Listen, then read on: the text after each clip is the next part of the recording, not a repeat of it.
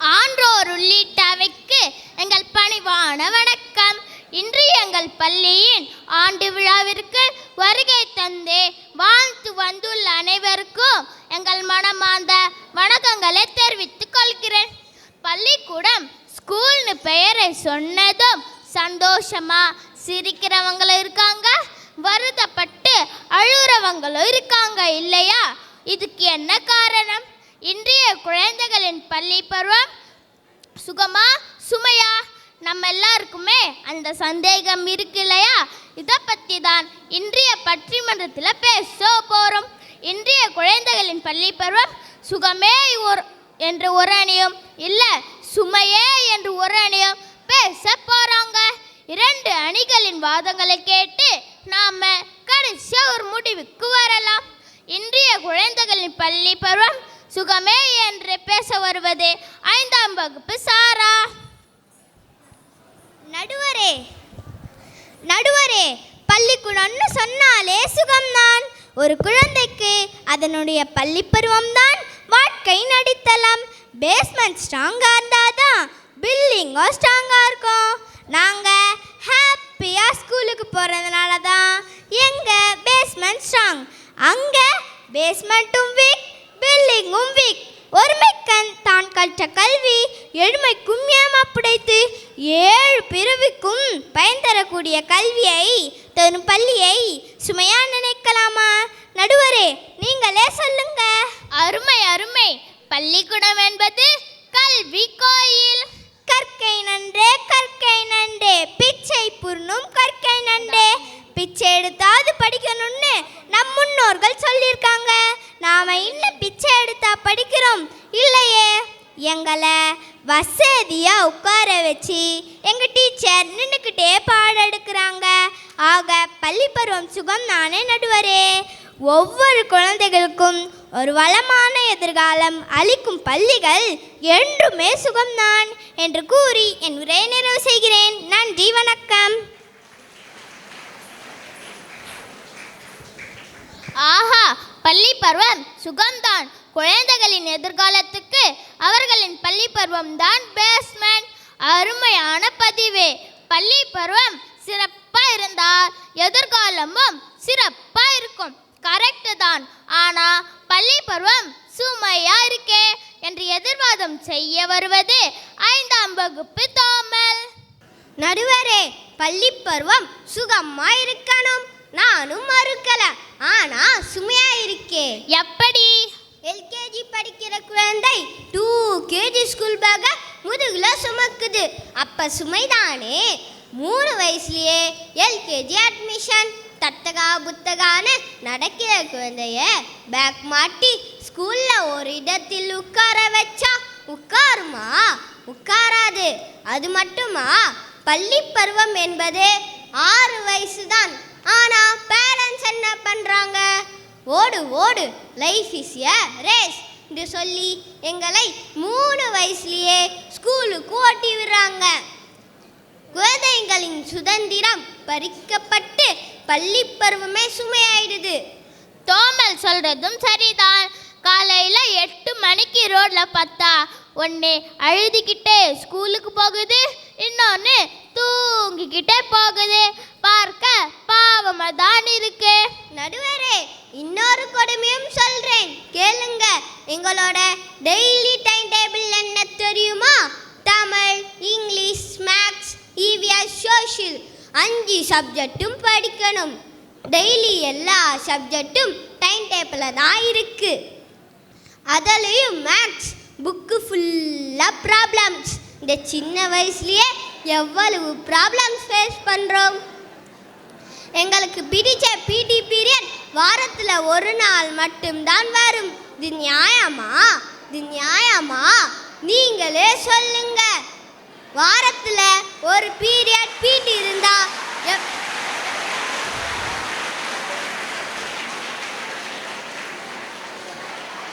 எப்ப நாங்க விளையாட்டுல கோல்டு மெடல் வாங்குறது? இப்படிதான் குழந்தை பருவம் மெல்ல மெல்ல குறைந்து கல்வி சுமையை முதுகுல சுமற்றிக்கிட்டு மதிப்பெண் இருக்கிற ரோபோவா மாறிட்டோம். நல்ல மதிப்பெண் எடுத்தாதான் பேரண்ட்ஸ், டீச்சர்ஸ், ரிலேட்டிவ்ஸ் எல்லோரும் பாராட்டுறாங்க. மதிப்பெண் இல்லைன்னா மதிப்பும் இல்லை. எங்களின் சோக கதையை கேட்டு நடுவரின் கண்ணே கலங்கி போச்சு. கொஞ்சம் ரிலாக்ஸ் பண்ணிக்கிட்டு தீர்ப்பு எங்களுக்கு சாதகமா சொல்லுங்க என்று சொல்லி என் உரையை முடிக்கிறேன். நன்றி, வணக்கம்.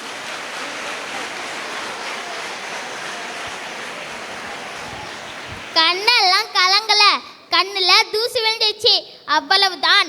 சின்ன குழந்தைகளின் மனசுல எவ்வளவு ஏக்கம் இருக்கு பாருங்க. இஷ்டப்பட்டு பள்ளிக்கு போகல, கஷ்டப்பட்டு தான் போறேன்னு சொல்றாங்க. இது சிந்திக்க வேண்டிய விஷயம்தான். எப்படி இருந்தாலும் பள்ளி பருவம் சுகம்தான் என்று பேச வருவது 5ஆம் வகுப்பு அவினாஷ். ஒரு நாட்டின் எதிர்காலம் வகுப்பறையின் 4 சுவருக்குள் உருவாகிறது என்றார் நேரு. அப்படிப்பட்ட பள்ளி பருவம் எப்படிங்க சும்மா எல்கேஜி 2kg வெயிட் தூக்குறாங்களாம். பைய திறந்து பார்த்தா ஸ்நாக்ஸ், வாட்டர் பாட்டில் தான் இருக்கு நடுவரே, வேற ஒன்றும் இல்லை. Life is a race. உண்மைதானே, ஓடிக்கொண்டே தானே இருக்கணும். 3 வயதில் ஸ்கூலுக்கு ஓட்டி விட்டுறாங்களாம் பேரண்ட்ஸ். அவங்க சொல்கிறாங்க, வீட்டில் உட்காந்து டிவி சீரியல், செல் கேம்ஸ் பார்க்க சொல்கிறீங்களா? குழந்தைங்க பள்ளி பருவத்தில் தான் ஸ்கூல் வந்து நிறைய நல்ல பழக்கங்கள் கற்றுக்குறாங்க. Today's readers R tomorrow's leaders. உலகில் புகழ்பெற்ற தலைவர்களுக்கு பெருமை தந்தது அவர்களின் கல்வி. அதை தந்தது அவர்களின் பள்ளி பருவம் தானே. ஓகேவா இல்லையா?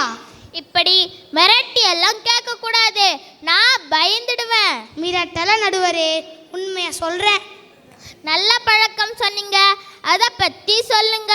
ஆமாம் நடுவரே, ஏழை பணக்காரன் ஜாதி ஏற்றத்தாழ்வுகள் இல்லாமல் ஒன்றா படிக்கிறோம்.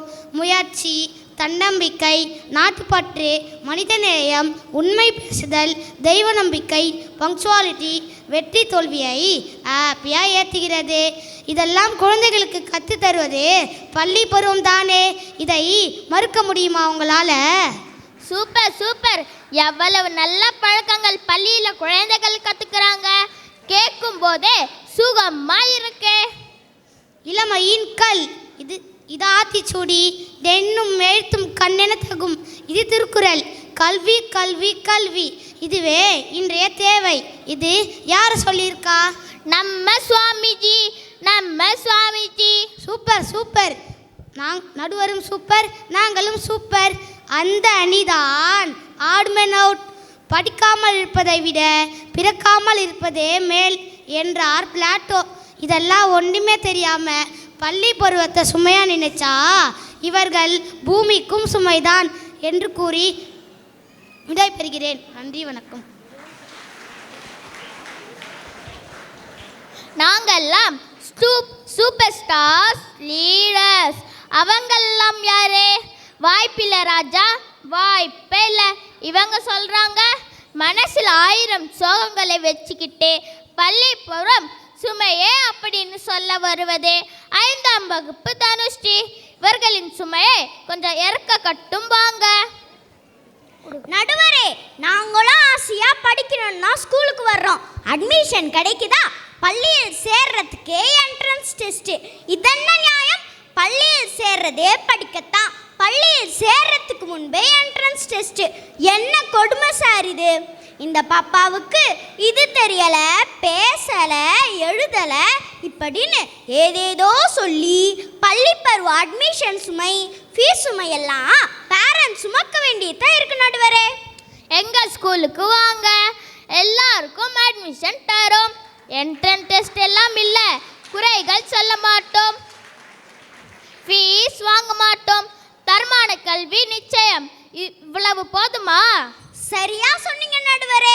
ஃப்ரீயாக எஜுகேஷன் கொடுத்தா வர மாட்டேங்கிறாங்க. ஆனால் ஃப்ரீயாக மிக்சி, ஃபேனு, டிவி பணம் கொடுத்தா ஓடி போய் வாங்கிடுறாங்க. அதை விடுங்க, எங்கள் சுமையை கேளுங்க முதல்ல. 5 விரலும் ஒன்றா இருக்கா? இல்லையே, விதவிதமாக இருக்கே. அதே தான், 5 விரலும் ஒன்று போல இருக்க முடியாது. ஆனால் குழந்தைங்க மட்டும் எல்லாருமே 100க்கு 100 மார்க் வாங்கணுமா, அதுவும் எல்லா சப்ஜெக்ட்லேயும். அப்போ தான் நான் நல்ல பொண்ணு. சிலருக்கு ஒரு தடவை படித்தா புரியும், சிலருக்கு 10 தடவை படித்தாதான் புரியும். எல்லாருமே 100க்கு 100 மார்க் வாங்கணும்னா 50, 60, 70, 80 இதெல்லாம் யார் எடுப்பா? இது பேரண்ட்ஸ்க்கு புரியறதில்ல. எங்களை டார்ச்சர் பண்ணுறாங்க. அந்த பையன் மாதிரி படிக்கலை,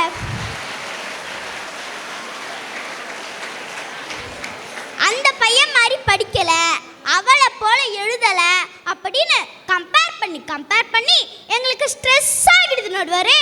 என்ன ஆகுது? ஸ்ட்ரெஸ்ஸு. இந்த பேரெல்லாம் இப்போதான் கேள்விப்படுறோம். காலையில் 9 மணிக்கு ஸ்கூலுக்கு வர்றோம், மாலை 4:30 மணிக்கு ஸ்கூல் முடியுது. 7.5 மணி நேரம் பள்ளி பருவ வாழ்க்கை அதோட முடியுதா? இல்லையா? இல்லை நடுவரே. திரும்பவும் வீட்டுக்கு வந்தா ஹோம்ஒர்க். இது ஒரு சுமைனா அடுத்தது டியூஷன் போகணும். அங்கேயும் 2 1s are 2, 2 2s are 4.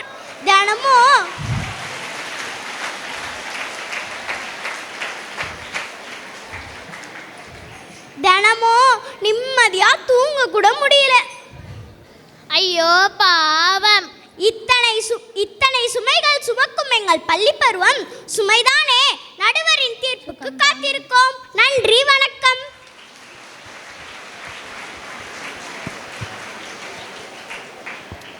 School fees, admission test, home work, tuition compare பண்ணி பேசுறது எவ்வளவு டார்ச்சர். கஷ்டம் தாங்க. சுகமா இருக்க வேண்டிய பள்ளி பருவம் சுமையாகுகிறது. இதுக்கெல்லாம் பதிலடி கொடுத்து பள்ளி பருவம் சுகம்தான் என்று பேச வருவது 5ஆம் வகுப்பு நிச்சய கல்யாணி. நடுவரே, செஞ்சோற்று கடன் தீர்க்க சேராத இடம் சேர்ந்து வஞ்சத்தில் விழுந்தாயடா கர்ணா, வஞ்சத்தில் விழுந்தாயடா. இது நம்ம மகாபாரத கர்ணர். அந்த கர்ணர் தான் இந்த தனுஸ்ரீ. தவறான இடத்துல கூட்டணி வச்சிருக்காங்க. தனுஸ்ரீ நம்ம ஸ்கூலில் ஃப்ரீ எஜுகேஷன் படிக்கிறா. எல்லா சப்ஜெக்ட்லேயும் அபவுட் 19 மார்க்ஸ் தான். ஹோம்ஒர்க்கெல்லாம் கரெக்டாக முடிப்பா. அவளே பாருங்க, சுமை தூக்குற மாதிரியா இருக்கா. இப்போவும் கெட்டு போகலை. கூட்டணி மாற்றி இங்கேயும் வரலாம். நாங்கள் சேர்த்துப்போம். ஒரு குழந்தையின் பள்ளி பருவம் ஈடிணையற்ற சுகமான பருவம். இதற்கு 2 காரணம் இருக்கு. ஒன்று, பள்ளி பருவத்தில் தான் ஸ்கூலில் கிடைக்கிற ஃபர்ஸ்ட் ஸ்டாண்டர்ட் நண்பனும் தோழியும். மறக்க முடியுமா? எவ்வித எதிர்பார்ப்பின்றி வேறுபாடுகள் பார்க்காம கிடைக்கிற நண்பன் ஸ்கூலில் தான். நண்பேண்டா சொல்லும்போது எவ்வளவு சந்தோஷமாக இருக்குது. 2வது, நம்முடைய பள்ளி பருவ ஆசிரியர். வயத்துக்கு உணவு அம்மா தருவாங்க, மூளைக்கு உணவு டீச்சர் தருவாங்க. அதுவும் எங்கள் ப்ரைமரி ஸ்கூல் டீச்சர்ஸ் எப்போவுமே மறக்க முடியாது. படிப்பு மட்டுமல்லாமல் எங்கள் திறமைகளை கண்டுபிடித்து உன்னால் முடியும் என்று சொல்லி சொல்லி எங்களுக்கு செல்ஃப் கான்ஃபிடென்ஸ் தருவாங்க. அருமையான நண்பர்கள், அருமையான டீச்சர்ஸ். இந்த புதிய உறவுகள் தரும் பள்ளி பருவம் என்றுமே சூப்பர் தான். நெல்லிக்காய் சாப்பிட்டால் முதல்ல கசக்கும், பிறகு தண்ணீர் குடிக்கும்போது எவ்வளவு இனிப்பாக இருக்குது. அதுபோல தான் பள்ளி பருவம். முதல்ல கசக்கும், நாள் ஆக ஆக ஆக ஆக அந்த கசப்பு அப்படியே பழகிடும். இல்லை நடுவரே, இனிப்பாய் மாறும். பள்ளி பருவம் பிடிச்சு போயிடும். கொரோனா டைம் ஞாபகம் இருக்கா? அப்படியே ஃப்ளாஷ்பேக் போங்க. எத்தனை குழந்தைகள் 2 வருட பள்ளி பருவத்தை மிஸ் பண்ணாங்க. அவங்க மனதளவில் கூட பாதிக்கப்பட்டாங்க. இதெல்லாம் மறந்து போச்சா? ஆக நடுவரே, சுகமான பள்ளி பருவத்தை அனுபவிக்கும் நீங்கள் அதை தீர்ப்பா சொல்லுங்க என்று கூறி விடைபெறுகிறேன். நன்றி, வணக்கம்.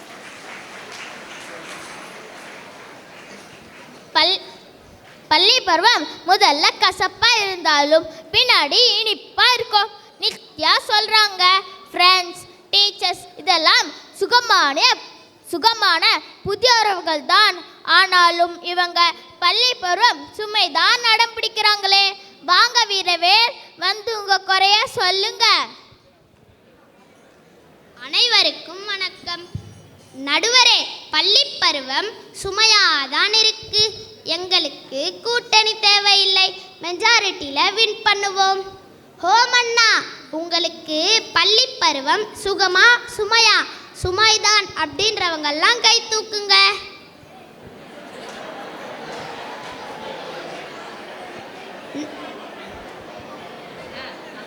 நடுவரே, பார்த்தீங்களா, மெஜாரிட்டி நாங்கள் தான். எல்கேஜிலேருந்து +2 முடிக்கிறதுக்குள்ள எத்தனை எக்ஸாம் எழுதி எழுதி எழுதி மூளை கலங்கிடுது. இன்றைய கல்வியில் மனப்பாடம்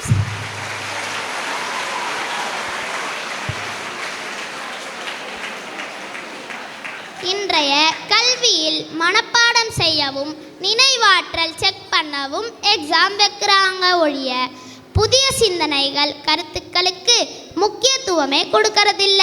எப்படி சொல்ற வீரவேல்? ஜவஹர்லால் நேருவின் மனைவி பெயர் என்னன்னு டீச்சர் கேட்டாங்க. நான் மிஸ்ஸஸ் நேருன்னு சொன்னேன். என் நண்பன் கமலா நேருன்னு சொன்னான்.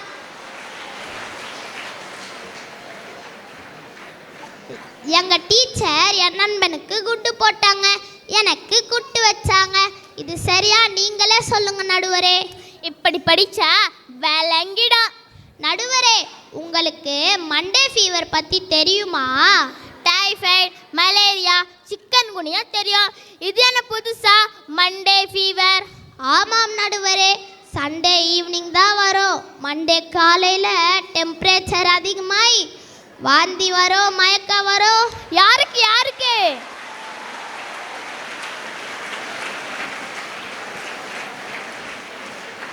மாணவர்களுக்கு தான் நடுவரே, மாணவர்களுக்கு தான். மண்டே டு ஃப்ரைடே 5 நாள், 5 நாளும் ஸ்கூலு. ஒவ்வொரு நாளும் ஒரு யுகமாக போவோம். ஆனால் ஃப்ரைடே டு மண்டே 2 நாள் தான். 2 நாள் 2 நிமிஷத்தில் ஓடிடும். பள்ளிக்கூடம் ரொம்ப பயமுடுத்துது நடுவரே. நல்ல தீர்ப்பாக சொல்லி எங்களை காப்பாற்றுங்க. நன்றி, வணக்கம்.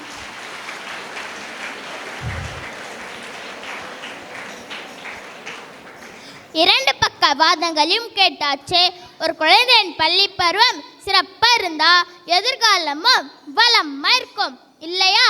ஒரு குழந்தையின் பள்ளி பருவத்தில் தான் நிறைய நல்ல விஷயங்கள் கற்றுக்குறாங்க.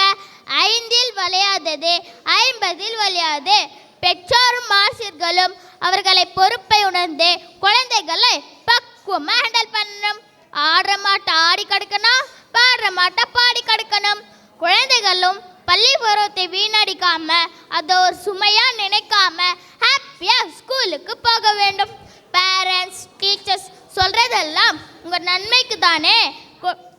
பள்ளி பருவம் சுகமான பருவமாக ஏற்றுக்கிட்டு பள்ளியில் கிடைக்கும் வாய்ப்புகளை நல்ல முறையில் பயன்படுத்தி நாட்டுக்கு சேவை செய்ய முன்வர வேண்டும். எங்கள் எல்லாரும் ஹாப்பியாக பாருங்க. I love my school, I love my school, N school இதுதானே என் ஸ்கூல். பள்ளிக்கு போக வேண்டும் ஹாப்பியா. ஆக குழந்தைகளின் பள்ளி பருவம் சுகமே என்று தீர்ப்பு கூடி விடைபெறுகிறேன். நன்றி, வணக்கம்.